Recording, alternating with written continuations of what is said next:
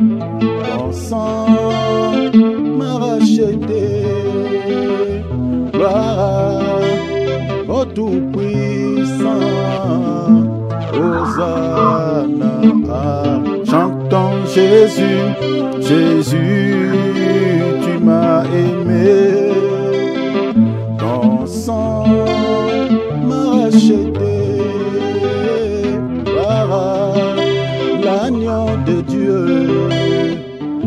Hosanna, amen. Mon Créateur, tu m'as aimé. Ton sang m'a racheté. Oh, gloire au Tout-Puissant. Hosanna, chantons Jésus, Jésus, tu m'as aimé. Ton sang m'a justifié. Gloire à l'agneau de Dieu. Hosanna, amen. Jésus, je te suivrai, car tu es mon pour moi. Je vivrai pour toi, je vivrai pour toi. Encore une fois de plus, dis car tu étais mort pour moi, on y va. Car tu es mort pour moi. Dis-lui, je vivrai pour toi, Seigneur. Alléluia. Je vivrai pour toi.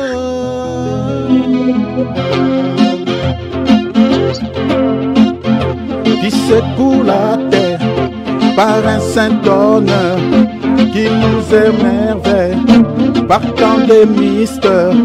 C'est le roi des gloires, il est le roi des gloires.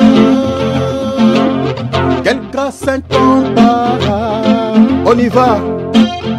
Quel amour infini, que tu aies pris ma croix, que tu sois mort pour moi. Tu as donné ta vie pour qu'enfin je sois libre. Oh, Jésus, je te chante pour ce que tu as fait, qui ramène la paix dans la confusion, qui rend l'orphelin enfant bien-aimé. C'est le roi des gloires, il est le roi des rois, qui règne sur les peuples dans la vérité, brille comme le soleil de tout son éclat. C'est le roi des gloires, il est le roi des gloires. Quelle grâce incomparable, élevons-le. Quel amour infini, que tu aies pris ma croix, que tu sois mort pour moi. Tu as payé les prix pour qu'enfin je sois libre. Oh, Jésus, je te chante pour ce que tu as fait. À mon avis, Oh, il est là, Jésus est là, il est là, mon bien-aimé, il est là, mon frère et soeur, il est là pour te sauver, il est là pour te bénir, il est là pour te bénir. Il est là, oh, il est là, mon bien-aimé, il est là, mon frère frères et sœurs. Il est là. Oh, il est là. Il est là. Jésus est là. Sentons sa présence. Jésus est là. Sentons sa présence. Jésus est là. Sentons sa présence. Notre Dieu est là. Il est là. Oh, il est là. Parle avec ton cœur. Parle avec ton cœur. Donnons-lui gloire par l'exclamation. Donnons-lui gloire. Que le nom du Seigneur Jésus-Christ soit béni. Alléluia. Alléluia. Que notre Papa à nous tous vous bénisse abondamment au nom de Jésus-Christ. Au nom de Jésus. Alléluia. Soyez richement bénis. La Amen. famille de Dieu, soyez richement bénis. Nous sommes la vraie famille du Seigneur Jésus-Christ. Soyez richement bénis. Ce mot vient de mon cœur. Que le Seigneur puisse vous rendre visite tous au nom de Jésus. Alléluia. Alléluia. Gloire au Seigneur. Mes bien-aimés, faisons comme d'habitude. Voilà. Mettons nos micros à mode silencieux. Prenons nos Bibles et nos calepins. Voilà, nous voulons partager la parole du Seigneur. Alléluia. Gloire au Seigneur. Voilà, nous sommes en train de partager sur le faux prophète. Comme vous le savez, mes bien-aimés, ça fait déjà quelques jours depuis que nous avions débuté cet enseignement.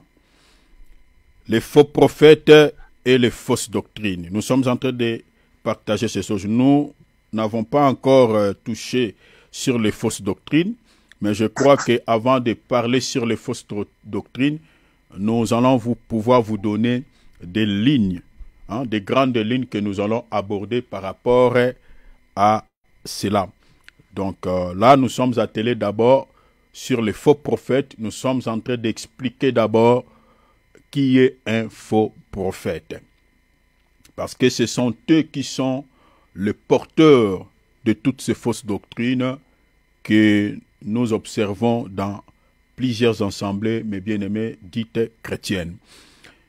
Alors, comme j'avais tantôt dit que les faux prophètes et les fausses doctrines ont existé et existeront toujours. Cela ne finira pas, comme j'avais dit, tant que l'instigateur sera toujours en liberté.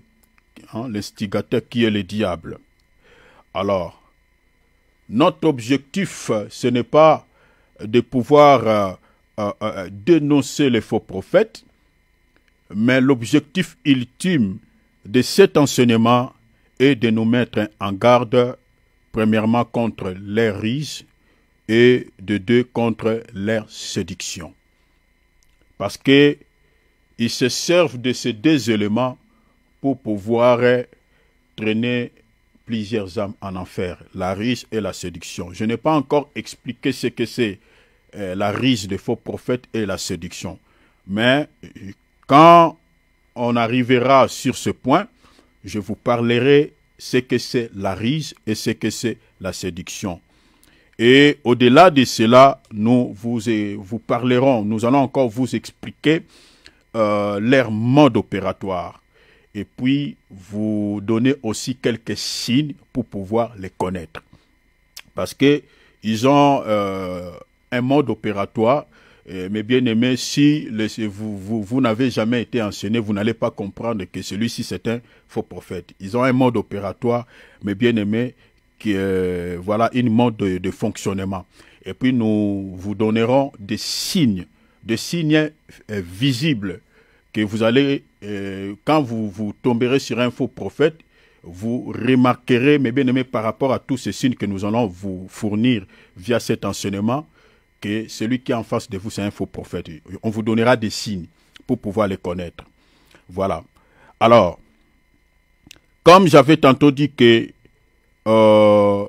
nous avons deux dimensions. par rapport au sujet des faux prophètes. Nous avons au moins deux dimensions. La première dimension, c'est celle qui nie carrément l'existence, au fait, qui nie carrément le Seigneur Jésus-Christ en tant que Christ.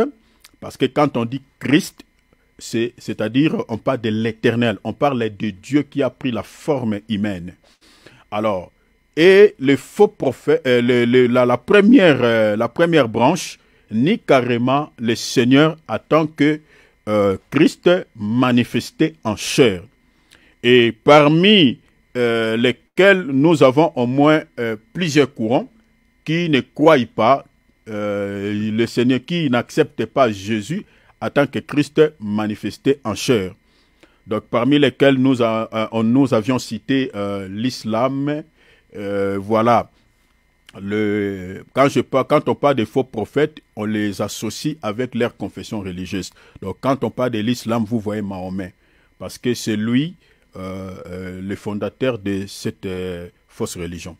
Et nous avons le bouddhisme, donc et aussi il nie carrément le Seigneur Jésus-Christ en tant que Christ manifesté en chair. La raison pour laquelle vous trouverez que toutes ces fausses religions ont leurs livres.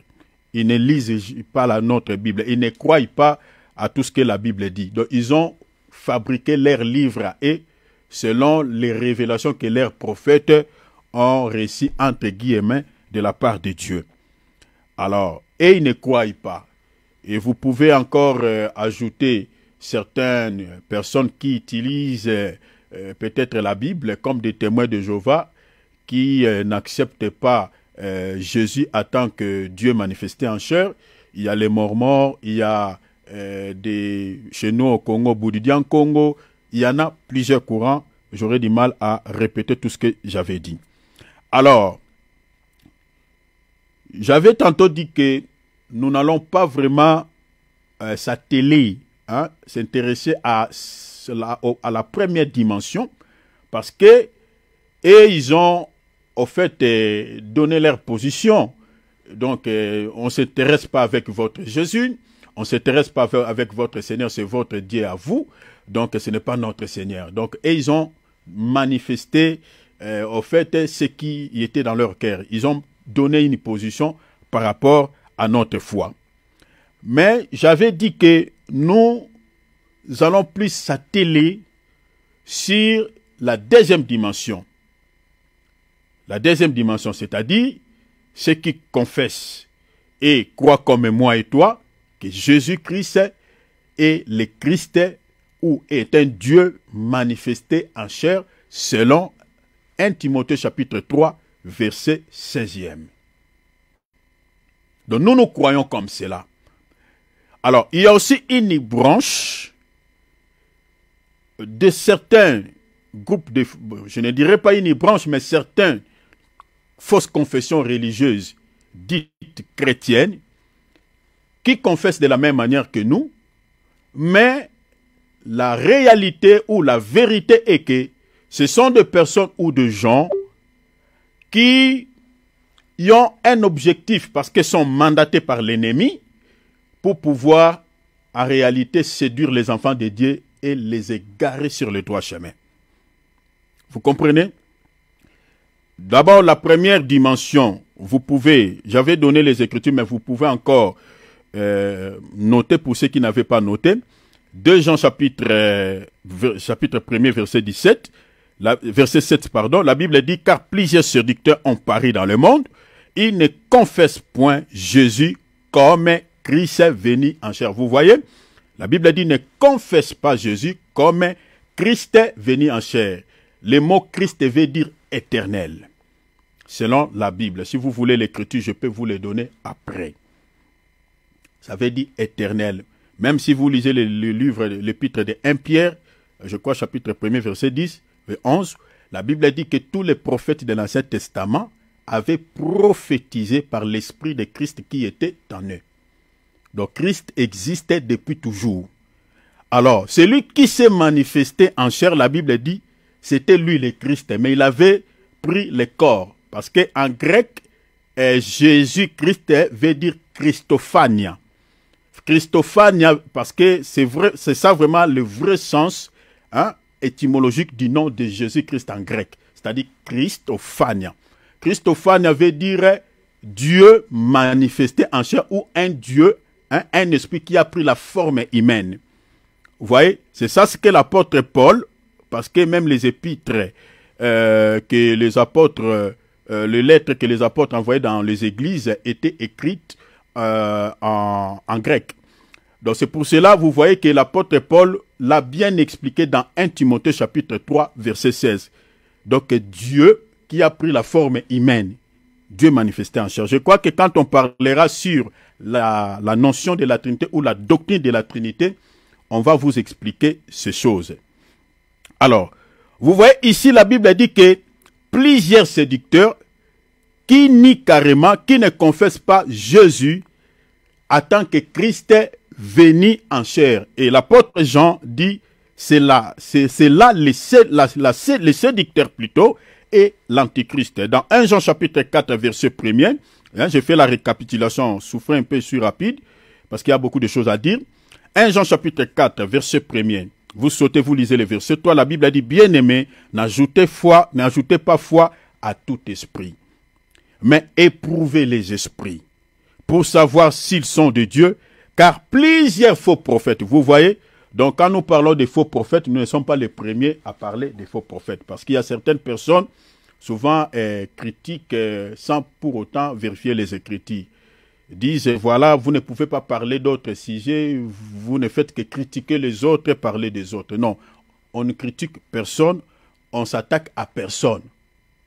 Mais ce qui est vrai, ce qui est vérité, les faux prophètes ont rempli pas mal des assemblées dites chrétiennes, qui sèment beaucoup de confusion dans la tête des enfants de Dieu. Donc sinon, on ne parle pas ainsi comme dit la Bible, il n'y aura pas l'aurore pour le peuple. Donc il faut parler de ces gens parce que nous ne sommes pas les premiers à parler sur les faux prophètes. Cela commence même depuis toujours.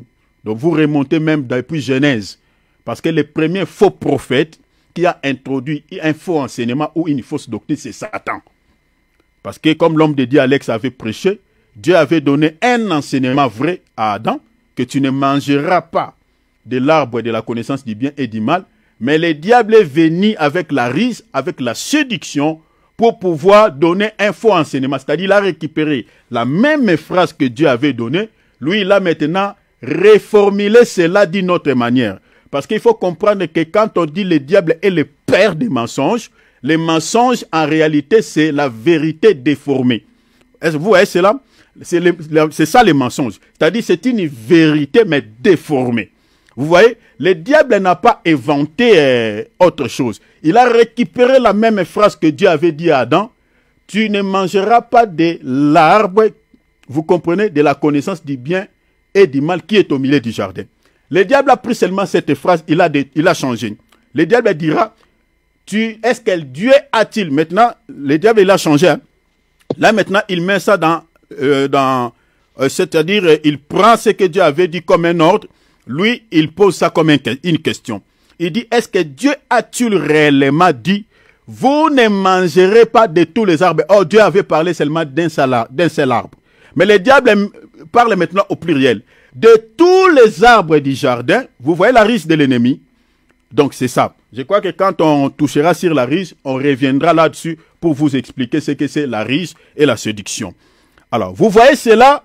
Donc, les faux prophètes existent. Ils utilisent les mêmes écritures, les mêmes langages que nous utilisons pour parler de Dieu, mais dans l'objectif de garer les enfants de Dieu, de traîner des âmes, mes bien-aimés, dans la voie de la perdition.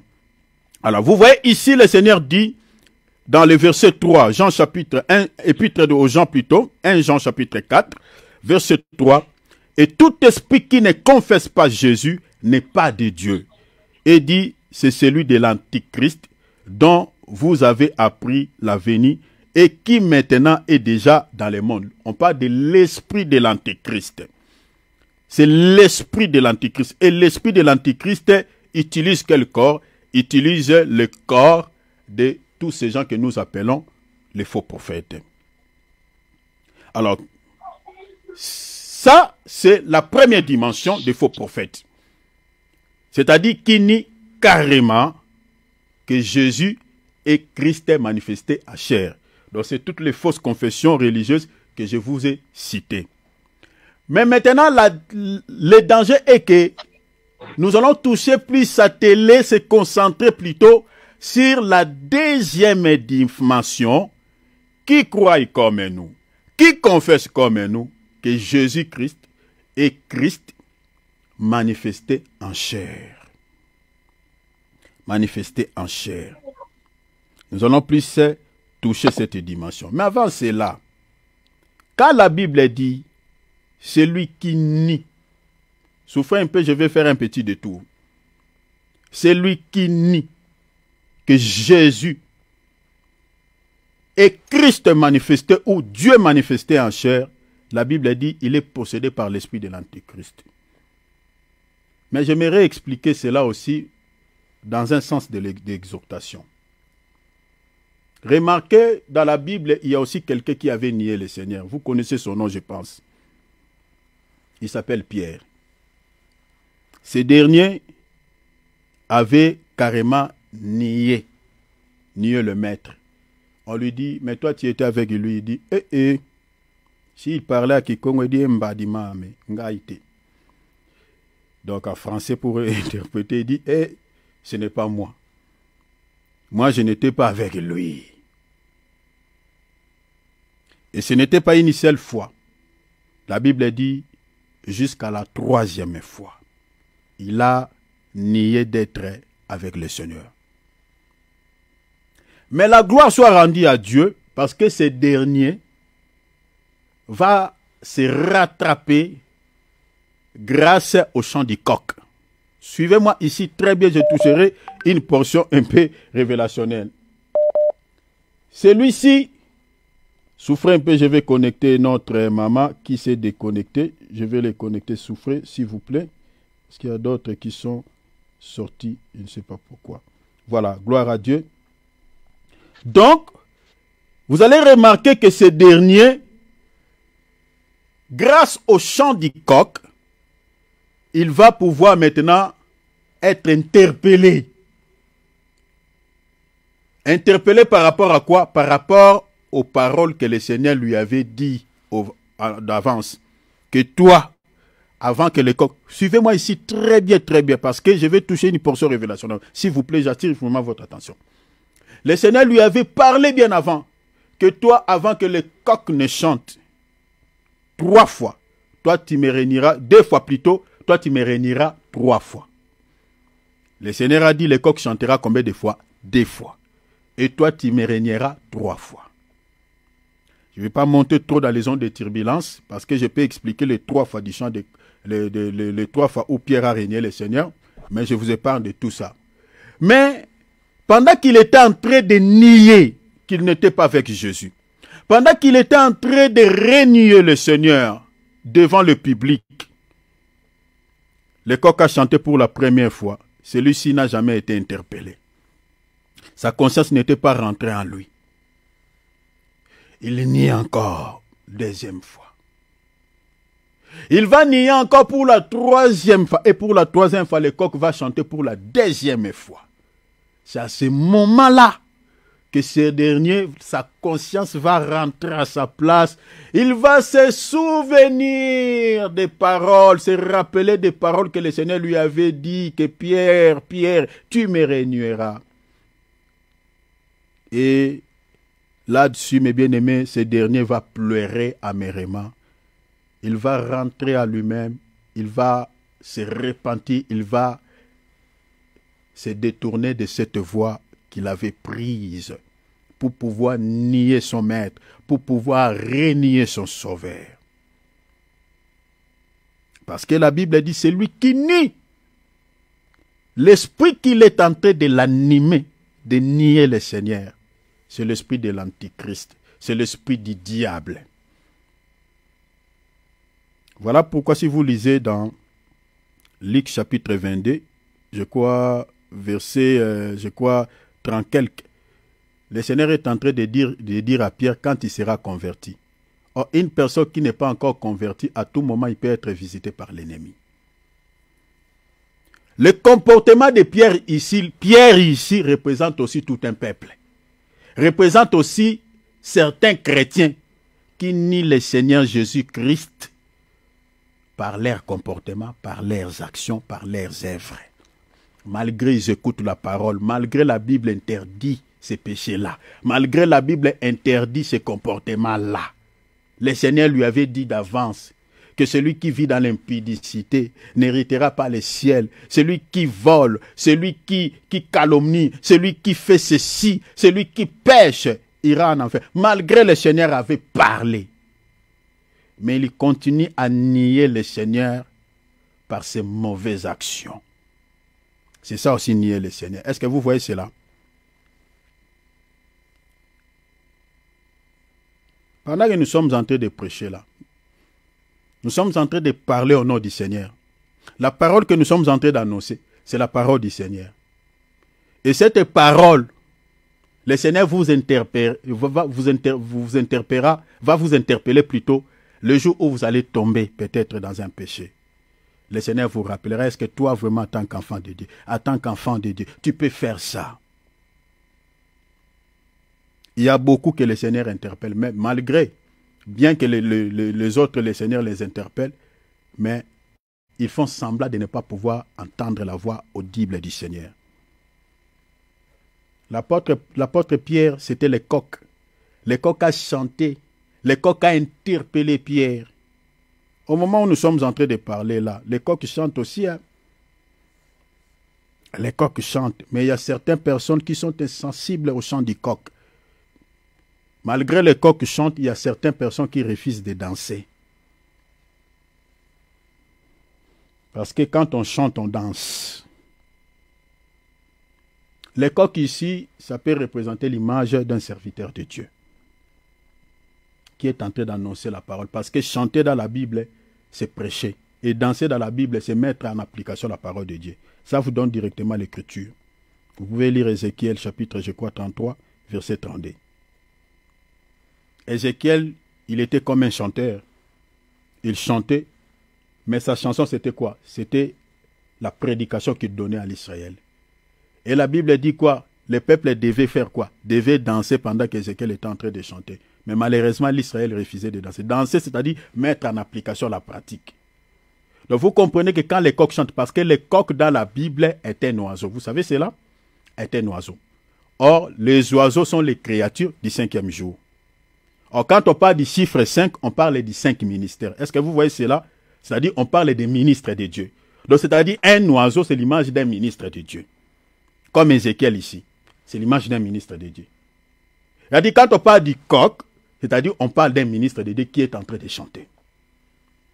Maintenant, le coq qui a chanté, pour pouvoir ramener Pierre à la raison, aujourd'hui, le coq, là, c'est l'image des ministres de Dieu qui chantent.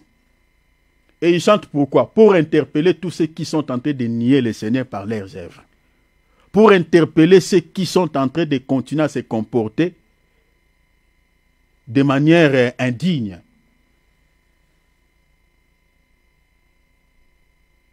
Pierre, il a été sensible au chant du coq. Mais aujourd'hui, il y a certains chrétiens qui sont insensibles au chant du coq. Malgré le coq chante, il ne refuse de danser. Mais sois comme l'apôtre Pierre. Écoute le chant du coq et danse. C'est-à-dire, mets la parole de Dieu en application. Jésus lui-même s'est comporté comme une poule. Il dit, l'Israël, combien de fois j'ai voulu vous rassembler comme une poule? Rassemble ses poussins sous ses ailes. Jésus comme une poule. Et il nous présente comme des poussins.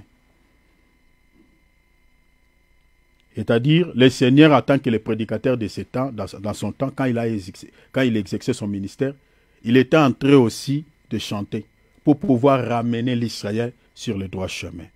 Le coq dans une autre dimension, parce que la Bible dit le coq a chanté 2 fois. La première fois, Pierre ne s'était pas repenti.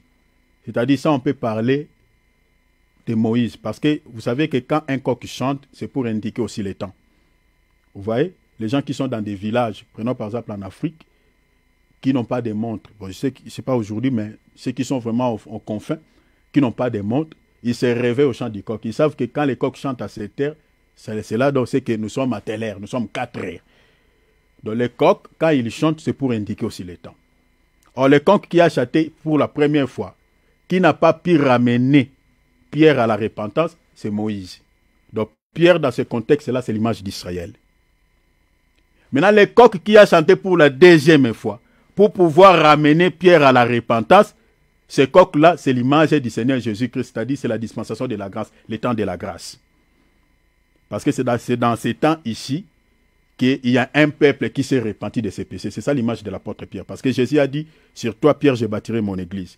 Donc Pierre, dans ce contexte ici, c'est l'image des nations ou l'image de l'église qui s'est repenti. Mais Pierre qui n'était pas repenti au premier chant du coq, c'est l'image d'Israël, qui n'a pas voulu se repentir de ses péchés. Voilà pourquoi le Seigneur l'a tourné le dos.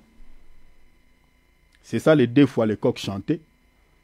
La première fois, Pierre, il a entendu le chant du coq, mais ne s'est pas repenti. Mais la deuxième fois, quand il entendra, il va se repentir et il va se souvenir de la parole du Seigneur. Donc, cela explique aussi des dispensations ou des temps, les temps de la loi et les temps de la grâce. Mais regardez, j'aimerais nous parler, nous dire que tous ceux qui sont en train plutôt de nier le Seigneur ou de renier le Seigneur par leurs œuvres n'ont pas le salut en eux. Regardez ce que Jésus dit dans Matthieu chapitre 10. Parce que l'évangile que nous sommes en train de prêcher, nous parlons des faux prophètes, mais nous parlons aussi de nous-mêmes. Parce que les faux prophètes, il y a une catégorie, comme je viens de dire, qui nie carrément le Seigneur, qui ne le confesse pas tant que Christ manifesté en chair. Mais n'oubliez pas aussi, il y a quelqu'un qui avait nié le Seigneur, comme je viens de dire, Pierre. Et nous aussi, nous régnons le Seigneur par nos actes, par nos actions. Malgré nous sommes en train d'écouter la parole, mais nous continuons toujours à s'entêter, à vivre dans une vie de dérèglement. Malgré les coqs chantent, soyons comme Pierre qui s'était repenti. Mais regardez ce qui est réservé aux gens qui nient le Seigneur. Le Seigneur dit, Matthieu chapitre 10, versets 32 et 33. Matthieu 10, 32 et 33. C'est pourquoi quiconque me confessera devant les hommes, je le confesserai aussi devant mon Père qui est dans les cieux. 33. Mais quiconque me régnera devant les hommes, je les régnerai aussi devant mon Père qui est dans les cieux. Heureusement, Pierre s'est rattrapé. S'il ne s'était pas rattrapé, ce verset allait s'accomplir dans sa vie. J'aimerais toi aussi ce soir que tu te rattrapes. Parce que quand tu continues à mener une vie de dérèglement, à vivre dans une vie de péché, en gros, bien-aimé, tu es en train en réalité de régner le Seigneur devant les païens. Or, la Bible dit quoi? On n'allume pas une lampe pour la mettre sous la boisseau, mais on le met sur la table pour éclairer les gens qui sont dans la maison. Or, le monde auquel nous vivons est considéré comme une maison, vous comprenez? Et la lampe, c'est l'image des chrétiens. Vous comprenez? Un chrétien est une lampe. Vous comprenez? Jésus dit quoi? Vous êtes une lumière, voilà, vous êtes comme une ville. Vous comprenez? Bâtie sur la montagne, c'est-à-dire tout le monde peut les voir. Vous comprenez? Peuvent les remarquer. Parce qu'il faut comprendre que même dans le livre d'Apocalypse, on représente l'église comme un chandelier, comme une lampe. Donc c'est-à-dire tel que nous sommes là, nous sommes comme des lampes. Nous devons, mais bien la Bible dit que votre lumière luise, afin que les païens, ceux qui ne connaissent pas Dieu, puissent pouvoir voir nos bonnes œuvres. Vous comprenez? Donc, il ne faut pas cacher ton identité devant les gens qui ne connaissent pas Dieu. Si les gens se conduisent mal dans le milieu où tu vis, toi, tu dois te conduire digne d'un enfant de Dieu. Peut-être ta manière de se comporter peuvent être aussi plutôt, voilà, une manière d'évangéliser ces gens-là. Moi, je me rappelle, j'étais dans un voyage missionnaire quelque part au Congo. Mon comportement avait conduit plusieurs personnes dans le Seigneur. Et parmi lesquelles il y avait quelques personnes qui avaient témoigné, qui me disaient comme ça, dit, moi, si je me suis converti, c'est à cause de ton comportement.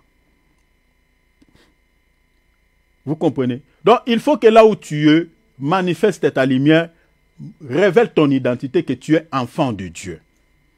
afin que les gens qui ne connaissent pas Dieu puissent aussi suivre la voie du Seigneur par rapport à ton comportement. Mais si tu réunis le Seigneur par tes œuvres, tu caches ton identité, le Seigneur dit, moi aussi. Il dit, je les régnerai, je te régnerai, il dit, devant mon Père qui est dans le ciel. C'est-à-dire, quand le Seigneur dit, je les régnerai ou je te régnerai devant mon Père, en réalité, c'est la perte du salut. C'est ça, en fait, le langage codé que le Seigneur a dit là-bas. Donc, c'est la perte du salut. Donc, rappelez-vous dans Matthieu chapitre 7, verset 23 à 24, le Seigneur dit quoi? Retirez-vous de moi, vous qui commettez l'iniquité. Je ne vous ai jamais connu. Vous voyez, le Seigneur a ignoré ces gens-là. Donc, faisons attention, chers enfants de Dieu, parce que nos actes, nos œuvres, si ils ne sont pas bons, mais bien aimés, aux yeux de Dieu, nous sommes en train de régner en réalité les seigneurs. Alors, je touche directement le sujet. Nous sommes en train de dire que la deuxième dimension est celle qui est très, très, très dangereuse. Et nous allons plus nous atteler là, nous concentrer là, pour parler de cette dimension, mais bien aimé, qui est en train de tuer plusieurs âmes au moment où nous sommes en train de parler là. Il y a des âmes qui pleurent en enfer, chers enfants de Dieu, au nom de leur pasteur. Plusieurs pleurent. Seigneur, pourquoi, Seigneur, tu ne m'as pas sauvé? Pourquoi je me retrouve ici? Seigneur, j'étais un chrétien fervent dans mon église. Tout ce que mon pasteur me disait, je le faisais. Seigneur, je te servais. Il y a des chrétiens même qui croient que c'est en servant que voilà, le Seigneur va couvrir ses péchés et il va, voilà, hériter le ciel, voilà, parce qu'il sert le Seigneur. Parce qu'il y a beaucoup de chrétiens aujourd'hui qui aiment servir, mais qui n'aiment pas donner leur cœur totalement à Jésus.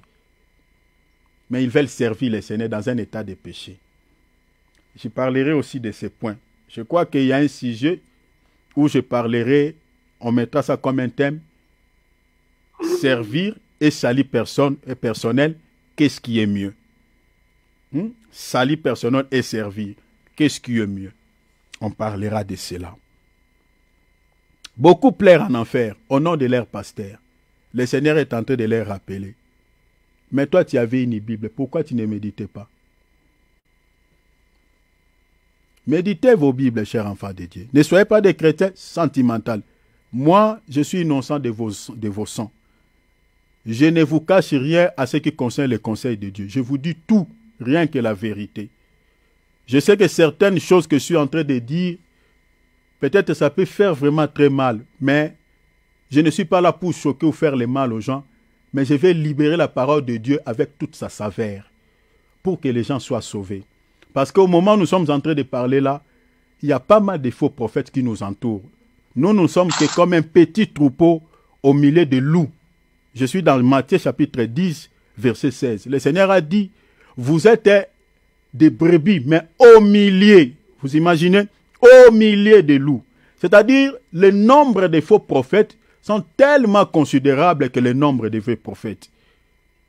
La plupart des églises que vous voyez où il y a beaucoup de gens, chers enfants, attendez, hein, quand je vous parlerai des signes, c'est là où vous comprenez que beaucoup des églises qui confessent Jésus comme moi et toi ne sont pas de Dieu. Si, je ne sais pas si on aura le temps, mais je toucherai les 5 étapes. Je vous parlerai des 5 catégories plutôt des faux prophètes que nous retrouvons dans certaines assemblées dites chrétiennes. Les vrais serviteurs sont peu. Ce n'est pas moi qui dis, c'est le Seigneur. Il dit, vous êtes comme des brebis au milieu des loups. Or, les loups, c'est les faux prophètes. Matthieu chapitre 7, verset 15. Donc, nous sommes environnés. Alors, cette catégorie, comme je viens de dire, sont considérés comme des loups. Or, vous savez que la vraie nourriture du loup, c'est la brebis. En Europe, ici, il y a beaucoup de bergers qui ont des problèmes, avec l'État parce qu'ils tuent les loups. Pourquoi? Parce que les loups entrent dans le bergerie pour pouvoir tuer les brebis. Alors que c'est interdit de tuer les loups. Beaucoup de bergers ont des problèmes, voilà, dans les instances judiciaires, parce qu'ils commettent, voilà, ils tuent des loups, voilà. Parce que le loup tue des brebis. Donc, la vraie nourriture du loup, c'est la brebis. Et quand le Seigneur compare un faux prophète au loup, vous voyez, donc c'est-à-dire, vous ne serez pas sauvés. Le loup, donc le faux prophète, ne va pas vous épargner de la mort. Il va vous tuer. Et il va vous tuer dans quelle manière? Il va vous tuer par l'enseignement, par une fausse doctrine. Et vous savez que mes bien-aimés, un faux enseignement a été toujours mielleux. Un faux enseignement, c'est circulant. Hein? C'est circulant. Regardez les mensonges que le diable avait introduits à notre maman Ève. C'était agréable. Hein? Regardez comment Ève disait. Ouh, l'arbre était bon à manger, était pressé pour ouvrir l'intelligence, était agréable à la vue. Tout ce qu'elle disait là, elle prêchait quoi? Elle prêchait sa mort. Parce qu'un faux enseignement prend tellement place dans le cœur. Le faux enseignement est comparé au livret. Vous savez, l'ivraie prend place sur la terre, c'est-à-dire, ça gêne le blé. Hein? Les racines, voilà. Hein? Donc, ces racines s'étendent tellement sur la terre, ça prend tellement place. Vous voyez? Ça prend tellement place. Ça gêne même le bleu. Un faux enseignement, mes bien-aimés, c'est un danger, c'est un poison. Et celui qui véhicule un faux enseignement, je vais mettre en mode silencieux. Voilà. Celui qui donne un faux enseignement, c'est celui-là dont nous sommes en train de parler, est un loup, un faux prophète. Aux yeux de Dieu, comme j'avais dit, un faux prophète, c'est un criminel. Un faux prophète, c'est un assassin. C'est un assassin. Il y a beaucoup d'âmes qui sont déjà tuées. Les Seigneurs, quand ils regardent certaines assemblées, ils ne voient que des cadavres, des morts spirituels. Ils sont tués comment? Ils sont tués par des faux enseignements, des faux prophètes. Il y a certaines vidéos ici, peut-être si je balance ça sur les réseaux, bon, malheureusement, ceux qui sont sur WhatsApp, vous ne verrez pas. Mais bien aimé, si vous voyez, ça choque. Mais regardez, je suis en train de dire que la deuxième dimension, nous allons plus s'atteler là parce que ce sont eux qui nous ont amené toutes ces fausses doctrines que nous retrouvons dans nos assemblées. Ce sont eux, mes bien-aimés, qui égarent des milliers et des milliers de personnes. Matthieu chapitre 7, le Seigneur dit, verset 15, « Gardez-vous. » Le Seigneur nous met en garde. Attention, attention. Faites-vous attention. Méfiez-vous. Soyez prudents. Il dit, gardez-vous de faux prophètes. Ils viennent en vous en vêtements de brebis. Vous voyez, ils n'utilisent pas leur vrai visage. Ils n'utilisent pas leur vraie face. Mais ils utilisent quoi? Les déguisements. Vous voyez? C'est pour cela que c'est difficile aux enfants de Dieu. Quand on parle d'un faux prophète, on dit que ton pasteur est un faux prophète. C'est difficile pour qu'un enfant de Dieu puisse croire. C'est difficile pour que certains croient. Voilà pourquoi la raison pour laquelle nous sommes en train de faire cet enseignement, nous donnerons les signes. On ne cible pas personne, on ne cite pas les noms des gens, mais nous parlons de manière globale. Je sais que vous avez l'Esprit de Dieu. Vous allez savoir si celui qui vous donne les messages est un vrai prophète ou est un faux prophète. Vous saurez, vous allez juger vous-même. Nous allons seulement exposer la parole et l'Esprit de Dieu qui est à vous vous fera connaître si votre pasteur est un vrai ou est un faux prophète. Si elle est vraie, il est vrai prophète, gloire au Seigneur Jésus-Christ. Parce que vous êtes sur la voie d'Israël. Mais si c'est un faux prophète, c'est à vous maintenant de prendre la décision. Le Seigneur dit, j'ai mis devant vous les chemins de la vie et les chemins de la mort. Choisissez. En termes d'Israël, mes bien-aimés, il est question du choix. Il y a des gens qui ont choisi la voie de la mort et des autres qui ont choisi la voie d'Israël. Le Seigneur dit, j'ai mis devant vous les chemins de la vie et les chemins de la mort. Choisissez. Or, vous connaissez que dans la Bible, les chemins représentent une entité. Jésus est un chemin. Donc, si Jésus est un chemin, il est le chemin de la vie. Maintenant, le chemin qui mène à la mort, c'est qui? Ça représente le diable.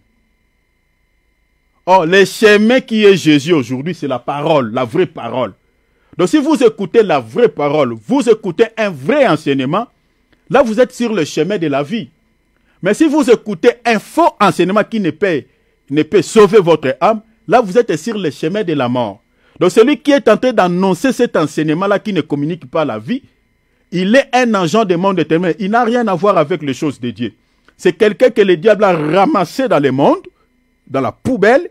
Il a collé l'étiquette serviteur de Dieu pour pouvoir tuer des âmes du Seigneur. Le Seigneur dit ici, ils viennent en vous en vêtements de bébés. Pourquoi ils ne montrent pas leur visage? Comme la première dimension, comme je vous ai montré, comme les musulmans, et ils disent, hey, nous ne sommes pas dans vos histoires là. Avec votre Jésus, nous avons notre prophète. Les bouddhistes, les autres là. Mais il y a une branche, une autre dimension. Ils citent Jésus comme moi et toi. Ils prêchent aussi l'évangile. Mais quand vous vérifiez ce qu'ils disent avec les Écritures, mes bien-aimés, vous ne voyez pas l'harmonie. Il n'y a pas l'harmonie. Comme je nous avais dit ici, je servais le Seigneur dans une église. Dans une église que j'étais le nom ici, j'avais partagé cela avec mon bien-aimé David. L'homme de Dieu Alex peut connaître aussi cette église en Russie. Mais bien-aimés, il y avait des pratiques dans cette église-là qui n'avaient rien à foutre avec la parole de Dieu. Donc, on mettait en avant le liturgique et la parole de Dieu. Et j'ai eu beaucoup de problèmes dans des réunions, dans nos rencontres, quand on débattait sur des sujets, sur des points, l'avancement de l'Église, sur le point, au sujet des doctrines, au sujet de l'avancement de l'œuvre de Dieu, j'ai eu beaucoup de soucis à cause de cela. J'ai dit, mais tout c'est liturgique, mais cela ne se justifie pas dans la parole. Mais bien aimé, j'étais le seul qui défendait la parole de Dieu. Mais les restes, les autres là, mes bien-aimés, on s'attaquait à moi. On m'insultait. J'ai reçu des insultes. Vous voyez, les chrétiens, des insultes. Tout le monde, j'étais le seul, tous contre un. J'ai dit, mais vous êtes en train de faire ça. Qu'est-ce que moi je dis la parole. Montrez-moi tout ce que vous êtes en train de lire là. Montrez-le-moi dans les Écritures. Il n'y en a pas. Mais bien aimé, les choses qui ne se justifient pas dans la Bible. Mais les gens veulent que nous puissions gober cela comme des pilules. Et bien, nous acceptons la mort. Il y a des chrétiens, au lieu de combattre pour la vérité, combattre pour la parole de Dieu, ils combattent pour leurs assemblées locales. Ils combattent pour leurs pasteurs. Donc ils sont prêts, mes bien-aimés, à te faire du mal parce qu'ils défendent un homme ou ils défendent une assemblée. J'ai déjà vu des histoires pareilles, surtout en Afrique, n'en parlons pas. Des gens qui sont prêts à combattre pour leurs leaders, à combattre au nom de leurs églises et non à combattre pour la vérité. Non, notre combat, ce n'est pas combattre pour un homme, c'est combattre pour Jésus, combattre pour la parole, combattre pour la vérité. La Bible dit combat les bons combats de la foi. Notre combat, c'est le combat de la foi, le combat de la parole. Comme je suis là, je ne suis pas en train de défendre ou de combattre pour quelqu'un. Mon combat, c'est de combattre pour la vérité et de réfuter les contradicteurs. C'est ça notre combat. Soyons comme cela, chers enfants de Dieu. Combat pour la vérité. Prenez la position du Seigneur. Soyez aux côtés du Seigneur. Ne soyez pas aux côtés des hommes. Parce qu'aucun homme ne peut te sauver.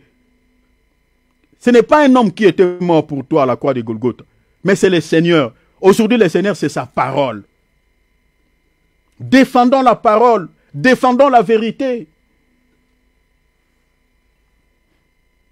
Ils prennent la forme de la brebis, ils se déguisent. La Bible dit, ils prennent la forme de la brebis, c'est-à-dire, ils sont au milieu de nous. On les considère comme des brebis, mais leur vraie nature, en réalité, ne sont pas des brebis, sont des loups. Ça, c'est le Seigneur lui-même qui dit, hein, Matthieu chapitre 7, verset 15. Mais regarde maintenant ses apôtres, ceux qui sont venus après lui. Acte 20, 28, on va lire jusqu'au verset 30. L'apôtre Paul va réitérer ce que le Seigneur avait dit. Alléluia. C'est ça ce que moi je suis en train de faire aussi aujourd'hui. Je répète que ce que nos prédécesseurs ont dit. L'apôtre Paul dit ceci. Prenez donc garde. Il répète encore le Seigneur. Prenez donc garde à vous-même et à tous les troupeaux. Vous voyez, les troupeaux, toujours la brebis. Les troupeaux sur lesquels le Saint-Esprit, oh mon Dieu, vous a établi évêque. Ici, l'apôtre Paul est en train de mettre en garde les évêques qui dirigeaient l'église d'Éphèse. Parce que ce que l'apôtre Paul est en train de dire ici, c'était à l'église d'Éphèse. Il est en train de mettre en garde ces évêques qui dirigeaient ces assemblées. Il dit, prenez donc garde à vous-même, à tous les troupeaux sur lesquels le Saint-Esprit vous a établi évêque pour paître l'église du Seigneur. Oh, l'église du Seigneur, qu'il s'est acquis par son propre sang. Verset 29, il dit, je sais qu'il s'introduira parmi vous, après mon départ, des loups criels. De l'autre côté, le Seigneur a parlé des loups ravisseurs. Mais lui, il parle des loups criels. Il dit, qui n'épargneront pas les troupeaux. Vous voyez? Donc, c'est-à-dire, ces gens-là, quand on dit loup, un faux prophète est un loup, ce sont des gens qui ne sortiront pas, mais bien aimés, de l'extérieur. Donc, ce sont des gens qui sont envoyés au milieu de nous. Et ces gens-là, mes bien-aimés, servent le Seigneur, entre guillemets, servent le Seigneur. Ce sont des gens peut-être qui ont des ailes, mes bien-aimés, excessives. Donc vous allez voir que même s'il plaît, même s'il n'y a pas beaucoup de monde à l'église, et ils sont toujours là. Attention, hein, il ne faut pas, mes bien-aimés, indexer les gens qui viennent, qui ont l'amour. Je ne dis pas ça, hein, attention. Mais je suis en train de donner quand même des exemples. Il dit, ce sont des gens qui sont zélés, entre guillemets, à l'œuvre de Dieu. Vous savez, moi, la personne, je vous donne mon témoignage. La personne qui m'avait mis un breuvage mortel dans un verre à l'église, c'est une sœur qui était zélée, mais bien aimée charnellement. Il ne manquait pas l'église, qui ne manquait pas les cultes. Il était connu dans toute la communauté là où je suis sorti. J'étais son nom. Mais cette sœur-là, c'est elle qui m'avait mis un breuvage mortel dans un verre que j'avais bu. Quand j'ai pris ce breuvage-là, mes bien-aimés, j'ai senti comme si on m'a piqué au cerveau. Taou! Et c'était, mes bien-aimés, la paralysie. J'ai été séparé les visages. Et quand j'ai prié, c'était la mort. Hein? Le Seigneur m'a monté dans une vision, 3 corps dans un morgue. Et il m'a ramené, il m'a accompagné. Il dit, est-ce que tu crois que ces corps peuvent revivre? La même question qu'on avait posée à Ézéchiel, le Seigneur me pose la même question. Il dit, tu crois que ça peut revivre? Moi, je dis oui. Pendant qu'il parlait, il a déversé sur moi l'onction. J'ai parlé pour un corps. Et ce corps-là s'est réveillé et je sursaute sur le lit. Et après, le Seigneur m'a fait comprendre que le corps-là qui était mort, c'était ton corps. Tu étais déjà mort. Mais je t'ai redonné encore de nouveau la vie. Les breuvages que j'avais pris, c'était un breuvage mortel. Je vous épargne des détails. Et quand le Seigneur m'a montré les gens, les complots qui avaient eu lieu, c'était au moins 5 personnes. Et des gens, mes bien-aimés, qui sont zélés à l'église. Qui sont zélés? L'auteur, qui était un grand sorcier. C'était la maman qui était dans cette parcelle où l'église se retrouvait. Cette maman-là même, le Seigneur m'avait dit qu'elle va la frapper. Elle est morte quand moi je suis venu en Europe. Le pasteur m'avait appelé, il m'a dit, cette maman-là, elle est morte. Je vous épargne des détails. Donc c'est pour nous dire que ça, c'est seulement les gens qui viennent à l'église. Mais les faux prophètes, là, mes bien-aimés, sont au milieu de nous. L'apôtre Paul le dit. Il dit, ils ne sortiront pas de nulle part. Ils sortiront au milieu. Je sais qu'après mon départ, ces gens-là vont germer comme des plantes au milieu de vous. Et leurs objectifs, c'est quoi? C'est les brebis. Ils n'épargneront pas les brebis du Seigneur, le troupeau du Seigneur. Vous voyez? Donc, c'est-à-dire, les cibles des faux prophètes, c'est quoi? C'est la brebis. C'est la brebis. Regardez dans le verset 30, il dit qu'il se lèvera du milieu de vous. Là maintenant, il explique sa pensée parce qu'il a parlé à un terme un langage allégorique. Là maintenant, il va expliquer que non, le loup dont je parle des hommes. Dans le verset 30, il dit, et qu'il se lèvera. Comme je nous avais dit, rappelez-vous, par rapport à la prophétie du Matthieu chapitre 24, verset 10, verset 11, le Seigneur dit, les faux prophètes se lèveront. L'apôtre Paul, c'est pour cela qu'il dit, je suis imitateur de Christ. Donc lui, il imite la manière dont le Seigneur avait enseigné. Or, le mot se lever en grec veut dire egeiro. Dans un autre langage, si au fait, l'essence étymologique de ce mot veut dire réveiller. Donc, c'est-à-dire les faux prophètes se réveilleront. C'est pour ça que j'ai souvent toujours dit aux gens qui parlaient des réveils évangéliques. Ce n'est pas à ce temps ici que l'Église se réveillera. Non. L'Église s'est réveillée depuis le jour de la Pentecôte, quand le Saint-Esprit était descendu. Mais le temps auquel nous sommes en train de traverser dans le monde, c'est le réveil des faux prophètes. Cela a été prophétisé par le Seigneur, l'apôtre Paul le réitère. Il dit qu'il se lèvera du milieu de vous, des hommes. Maintenant, comment est-ce qu'ils vont tuer la brebis? La Bible dit, qui enseigneront des choses pernicieuses. Ah, vous voyez. Or, une fausse doctrine, c'est un faux enseignement. Ils enseigneront. Vous voyez comment ils vont tuer les brebis? La Bible dit, ils n'épargneront pas les brebis, mais ils vont tuer les brebis comment? Par des faux enseignements. Il dit, enseigneront des choses pernicieuses pour entraîner les disciples après eux. Dans le topo dont il parlait des disciples du Seigneur. Vous voyez cela? Et au moment où nous sommes en train de parler, il y a certaines personnes qui se sont réunies, qui se sont assemblées dans certains endroits, mais devant eux, c'est un faux prophète. Et ils donnent quoi? Un faux enseignement.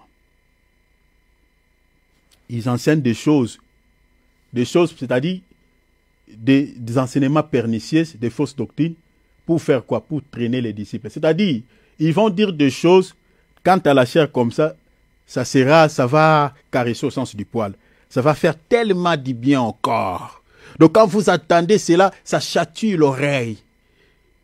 Ce sont des belles paroles, ils ont des paroles mielleuses. De l'autre côté, l'apôtre Pierre dit, ils vont vous enseigner des choses que vous aimez entendre. Et les choses que les gens aiment entendre, c'est quoi? Qu'on puisse parler de sa situation. Si c'est une sœur qui n'est pas mariée, parler du mariage. Surtout aujourd'hui là, quand vous entendez au Congo, vous connaissez les prédicateurs spécialisés dans les domaines du mariage. Et ils sont spécialisés que dans ces domaines-là. Jetez même leur nom ici. Je ne veux pas qu'on puisse censurer notre vidéo. Donc quand vous entendez ces prédicateurs-là prêchent, c'est souvent les mariages. Ma sœur, toi, avec ton mari là, qu'est-ce qui ne va pas? Regarde, il y a même des hommes, il y a même des femmes qui ne prêchent que les mariages. Mais bien aimés, vous comprenez déjà, ça je vous donne déjà quelques signes. Ça ne touche pas l'âme, mais ça touche la chair. Et dans ces assemblées-là, vous allez sentir que les gens sont souvent en ébullition. Les gens sont souvent joyeux. Donc, Amen. Amen. Amen à un faux enseignement qui ne touche pas l'âme, qui ne cible pas l'âme, qui caresse au sens du poil. Voilà. Des enseignements pernicieux.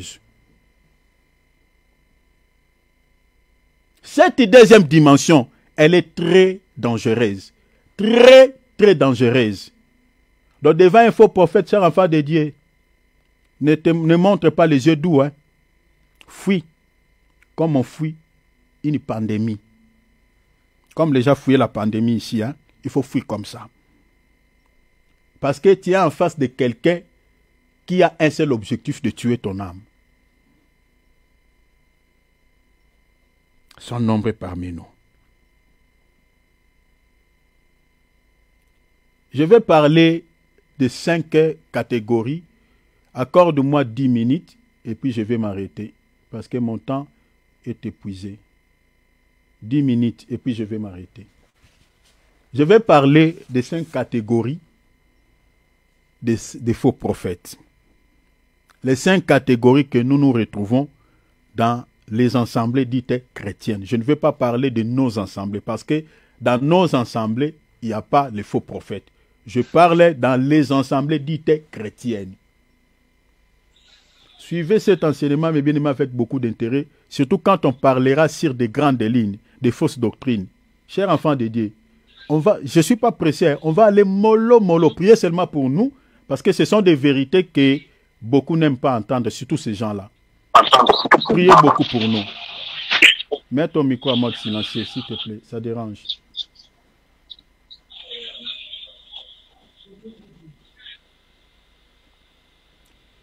Je vais parler de ces 5 catégories, mais avant de parler sur ces 5 catégories de faux prophètes, il faut que vous puissiez avoir d'abord la notion d'un vrai prophète. Parce que si vous ne connaissez pas qui est un vrai prophète, quand on touchera sur les 5 catégories de faux prophètes, peut-être vous n'allez pas bien nous saisir. Donc pour que vous puissiez bien nous saisir par rapport à ces 5 catégories, nous allons d'abord parler d'un vrai prophète.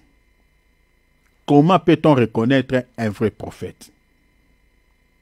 Donc nous touchons d'abord la première catégorie. Lisons, notez déjà Ephésiens chapitre 4, versets 7, 8, et puis sautez, lisez le verset 11. Déjà, les ministères, quand on parle du ministère, qu'un serviteur de Dieu a reçu un ministère, à la base, retenez s'il vous plaît. Les ministères, on ne les fabrique pas. Gardez ça, mes bien-aimés, dans votre esprit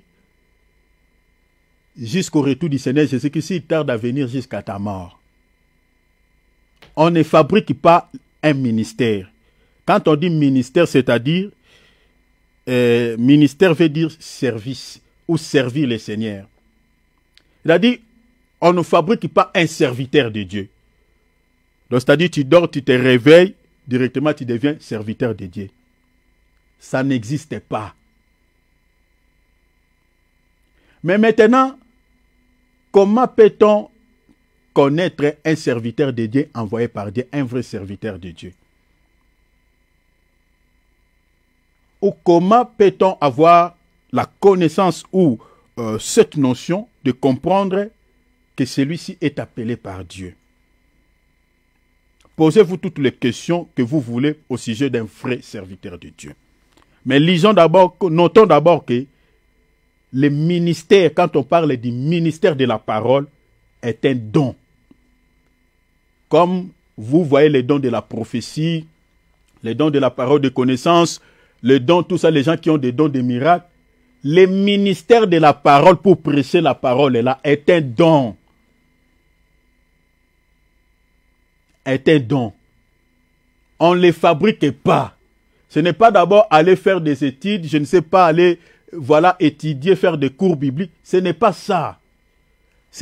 Quand on parle du don, c'est-à-dire c'est une capacité surnaturelle que Dieu a donnée à quelqu'un, que les autres n'ont pas cette capacité-là. Il a donné ça à une personne. La capacité d'interpréter sa parole. Donc lui-même, ce n'est pas de lui. Même donc il y a des choses qu'il dira, ça ne vient pas de lui. Mais en fait, c'est une capacité que Dieu a placée dans son esprit pour interpréter la parole, pour parler de sa part aux gens. C'est un don. Lisons Ephésiens chapitre 4, versets 7-8, et puis on va lire le verset 11. Mais à chacun de nous, la grâce a été donnée. Vous pouvez ajouter, mettez ces versets en relation avec 1 Corinthiens chapitre 12, versets 28 à 30. Mettez ça en relation, parce que ça parle de la même chose. Mais à chacun de nous, la grâce a été donnée selon la mesure du don de Christ. Là où j'ai élevé le ton là, c'est pour attirer votre attention. On dit, du don de Christ. Verset 8. C'est pourquoi il est dit, étant monté. On parle de Christ qui était monté. Étant monté en haut, donc au ciel, il a amené les captifs dont le Seigneur avait transporté au ciel, ce sont des hommes. On dit, il a amené des captifs et il a fait des dons au pluriel, des dons aux hommes. Vous voyez cela? Il a fait des dons aux hommes. Qui a fait des dons? C'est le Seigneur. Maintenant, le verset 11 explique maintenant qu'est-ce qui était ces dons que le Seigneur avait distribués aux hommes. Verset 11 maintenant dit, il a donné les uns comme apôtres. Donc être un apôtre est un don. Les autres comme prophètes, c'est-à-dire être prophète. Quand on dit prophète ici, ce n'est pas prophète de la prophétie comme on voit des faux prophètes là qui prophétisent sur les gens et ils ne prophétisent que des choses de néant. Ils prophétisent de l'argent, ils prophétisent des matériels. Ils n'ont jamais prophétisé sur la vie des gens qui vivent dans le péché. Rare pour que vous entendiez cela. Ils ne prophétisent que sur des choses, de bonnes choses. Le prophète ici dont on parle, c'est le prophète du ministère de la parole. C'est-à-dire celui qui a la capacité de fixer les enfants de Dieu par rapport au temps, c'est-à-dire par rapport aux prophéties bibliques. Comme nous sommes là au moment où nous sommes en train de traverser dans ce monde, c'est un temps qui n'est pas bon. Il y a beaucoup de prophéties qui sont en train de s'accomplir au moment où nous sommes en train de parler, par rapport aux événements qui se passent à travers le monde. Ce qui se passe entre la Russie et l'Ukraine, ce qui se passe entre la Russie et la France, ce qui se passe entre la RDC et le Rwanda, ce qui se passe entre Yaba en Syrie, à Yémen, ce qui se passe là-bas entre l'Israël et la Palestine, ce sont des prophéties qui s'accomplissent. Et nous avons besoin d'un prophète ministère qui nous explique ces choses-là par rapport au retour du Seigneur. Parce que le Seigneur avait dit, quand vous verrez cela, sachez-le que je suis proche à la porte. Alors, un prophète doit fixer les enfants de Dieu par rapport à tous ces événements qui se déroulent à travers le monde pour que les enfants de Dieu prennent garde, qu'ils se préparent, qu'ils ne se laissent pas traîner dans la distraction, qu'ils sachent que le temps n'est plus à notre avantage, le Seigneur revient. C'est ça les prophètes dont on parle. Le prophète ici, être un prophète du ministère, c'est un don. Les autres comme évangélistes, ceux qui pensent qu'un évangéliste est inférieur au pasteur, se trompent. Parce qu'il y a certaines églises, vous trouverez cela que non, quelqu'un avant de devenir pasteur doit d'abord commencer évangéliste. Vous savez, il y a des... Attendez quand on vous parlera de fausseté. Hein. Regardez, être comme moi je suis évangéliste, c'est un ministère. Un prophète ou un pasteur n'est pas supérieur à moi. Non du tout. Tous les ministères sont égaux. Mais vous allez entendre dans certaines confessions religieuses dites chrétiennes, un évangéliste est inférieur à un pasteur. Et vous demandez à ces gens-là l'écriture. Donnez-nous une écriture qui dit ça. Il n'y en a pas. Il n'y en a pas. Dommage. Que le Seigneur nous aide. Donc, les autres comme évangélistes, donc être un évangéliste, c'est un don. Les autres comme pasteurs et docteurs, il y en a 5 ministères. Je crois que si le Seigneur nous accordera le temps, on vous expliquera le rôle de chaque ministère dans l'église. C'est-à-dire dans une église de Jésus, on doit néanmoins, normalement, trouver ces 5 dons. S'il n'y a pas les 5 ministères dans chaque personne comme ça, mais un pasteur, le pasteur qui vous annonce la parole, doit être capable aussi de pouvoir, au fait, donner un message par rapport à ces 5 dons ministériels. Parce que tous ces 5 ministres ont été au conseil de Dieu. Parce que la Bible dit, étant monté au ciel, il était monté avec ces gens. C'est-à-dire, quand le Seigneur distribuait l'enseignement à chaque ministre, il dit, toi, évangéliste, tu dois prêcher comme ça. Toi, pasteur, tu dois prêcher comme ça. Toi, prophète, tu dois prêcher comme ça. C'est-à-dire, tous ces là étaient en train d'entendre. C'est-à-dire, tel que je suis là, je suis évangéliste. Mais je peux aussi prêcher sur la prophétie. Je sais comment prêcher sur la prophétie. Comme nous sommes là, il n'y a pas peut-être un prophète. Alors, les enfants de Dieu doivent être quand même fixés par rapport aux prophéties. Je peux parler aussi comme un prophète. Parce que j'étais au conseil de Dieu. Je peux aussi prêcher comme un docteur. Parce qu'un docteur, c'est un détaillant. Comme les docteurs physiques, là, vous savez, ils aiment toucher les bisturis, les ciseaux, tout ça. Ils dépiècent le corps d'une personne pour pouvoir enlever la maladie. C'est-à-dire un docteur ministre de la parole, il est détaillant. Parce qu'un prophète, il donne en rouleau, mais un docteur, il récupère ce que le prophète dit, il va dépiécer cela. C'est-à-dire les détails que les prophètes n'avaient pas donnés, le docteur va maintenant donner tous les détails qu'il faut pour que les enfants de Dieu comprennent. Si le Seigneur nous donne le temps, on vous expliquera le rôle de chaque ministère. Donc vous voyez ici, le ministère dont on parle ici, la Bible dit c'est un don. Le don là qui a donné cela, Jésus. Je suis allé là-bas pour nous expliquer d'abord un vrai ministère. Et comment peut-on reconnaître un vrai prophète? Je commence là. Malheureusement, mon temps est épuisé. Mais maintenant, ce don retenu, ce don dont nous avons lu tout à l'heure là dans Éphésiens, chapitre 5, chapitre 4 plutôt, verset 7, et puis verset 7, 8, et puis 11, ce don-là retenu se manifeste au fil du temps à travers des appels. Retenez ça.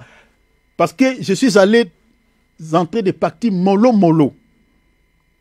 Dieu a donné les dons aux hommes, les dons des 5 ministères, mais ces dons-là, je dis, se manifestent au fil du temps à travers des appels de Dieu.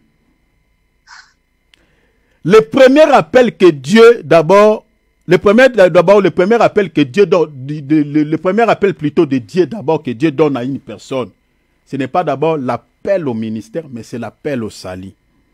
Retenez ça. Je dis que ces dons se manifestent par des appels.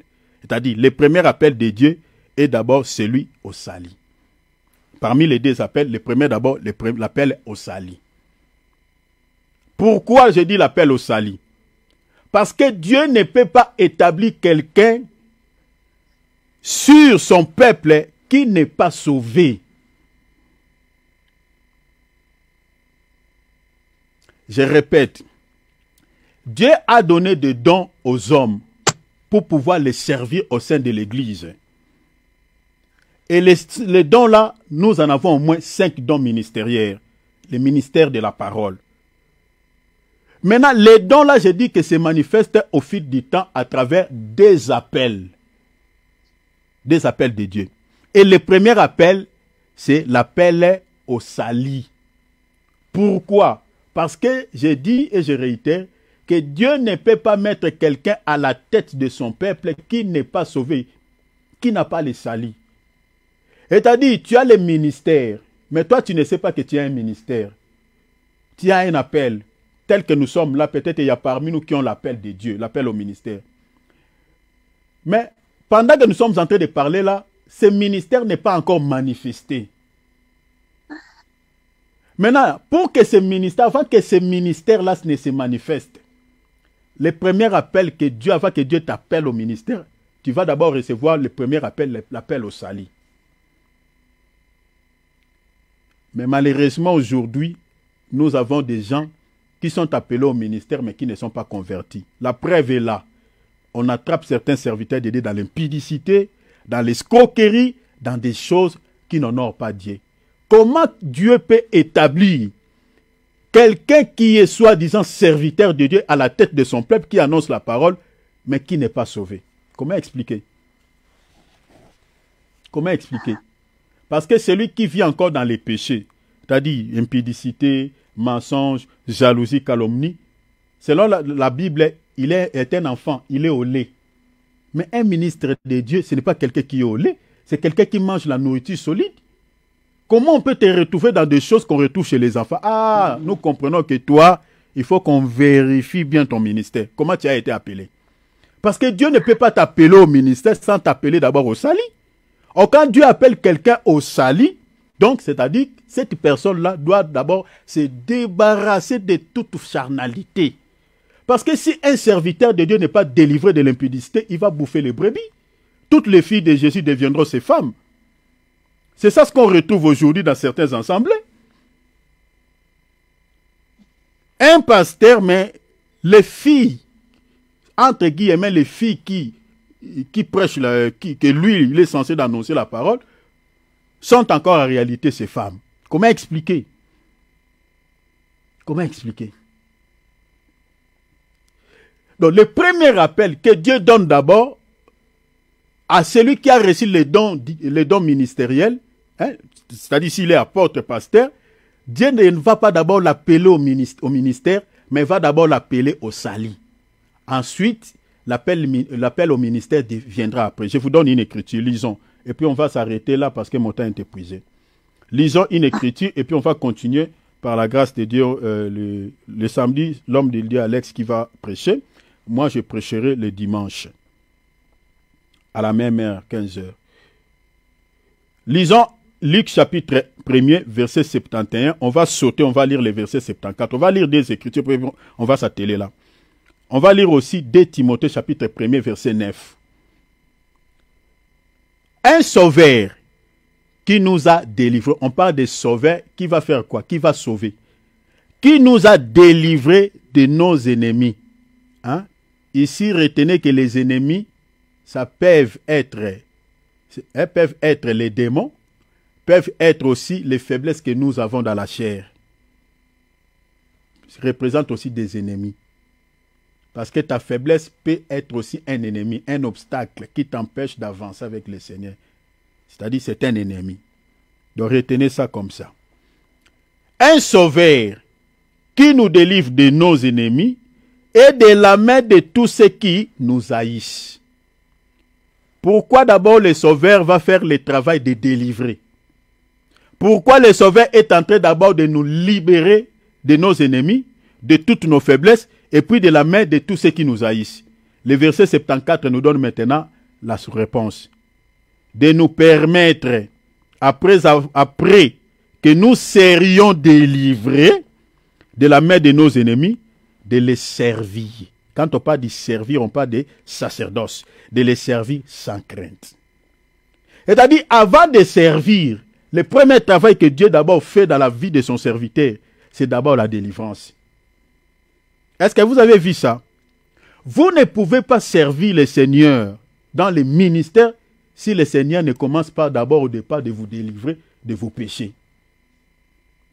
Or, la délivrance, d'abord la notion de la délivrance, c'est le salut. Quand on est délivré du péché, c'est-à-dire on reçoit la vie, on est sauvé. Et quand on est sauvé, là maintenant, si tu as les dons du ministère, le Seigneur maintenant va maintenant manifester le deuxième appel. Le Seigneur va t'appeler maintenant au ministère. Je m'arrête ici pour dire ceci. Lisons d'abord 2 Timothée, puis je vais m'arrêter. 2 Timothée chapitre 1, verset 9. Qui nous a sauvés? Il nous a d'abord sauvés et nous a dressé un saint appel. Vous voyez? Donc, il a d'abord fait le travail de sauver. Après, l'appel vient après.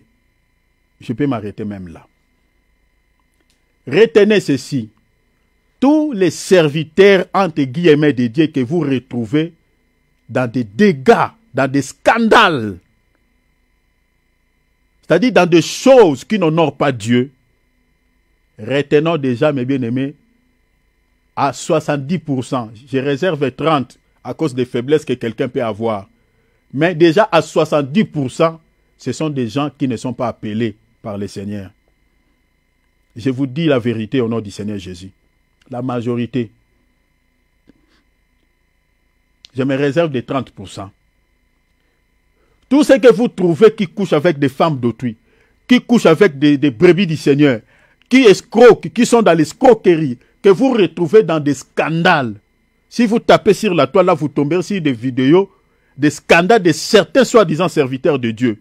La majorité, ce sont des faux prophètes. Parce que Dieu ne peut pas se contredire. Dieu ne peut pas établir quelqu'un sur son peuple qui n'est pas délivré de ses péchés. Et non. Le premier travail, le premier appel, Dieu d'abord va faire le travail de nettoyage. Il va te sanctifier, te nettoyer. Et ensuite, Dieu te donne l'appel au ministère. Je vous donne un autre exemple. Regardez tous les apôtres du Seigneur, tout ce que le Seigneur a appelé au ministère. Donnez-moi une écriture où vous entendrez un prophète de Dieu, un apôtre de Jésus, qu'on avait attrapé dans un scandale. Les noms même, je ne dis pas deux, un prophète du Seigneur. Que vous allez attendre, on l'avait attrapé, couché avec la femme d'autrui, ou dans un scandale quelconque qui avait divisé l'église. Un seul prophète. Je mets quiconque à défi.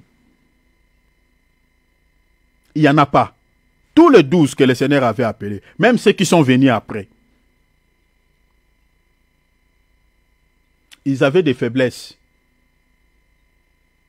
Comme tout le monde, comme les gens, ils pouvaient aussi se disputer. Mais des scandales, vous n'entendrez pas. La majorité des scandales que vous entendez dans les églises, c'était des faux prophètes. Je vous donnerai des textes, je crois, quand on va évoluer.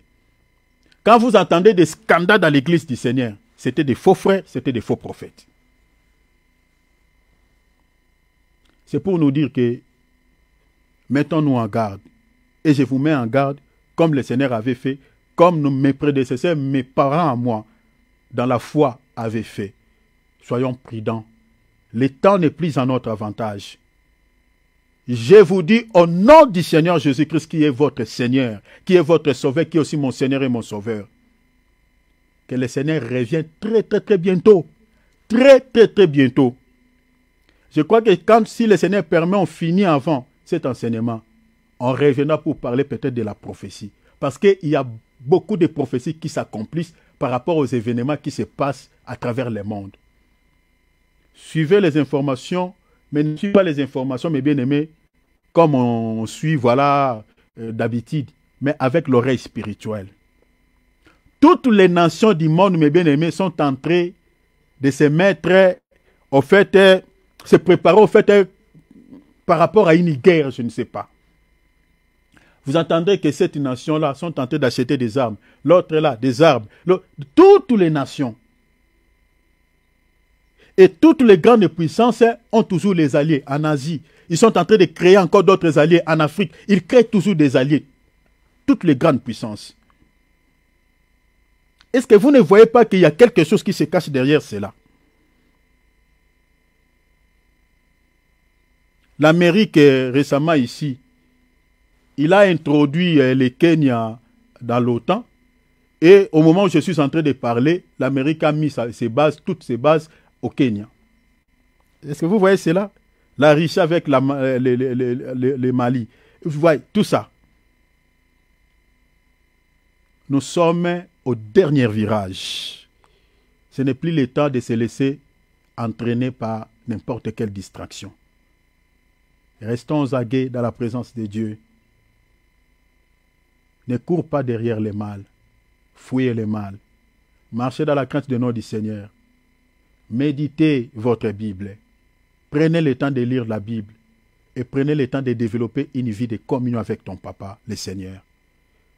Quand il y reviendra, s'il te trouvera en train de méditer, ou en train de prier, ou en train de dormir après avoir prié, tu ne rateras pas cet avènement qui aura lieu, mes bien-aimés, à travers le monde. Tu partiras au ciel avec le Seigneur.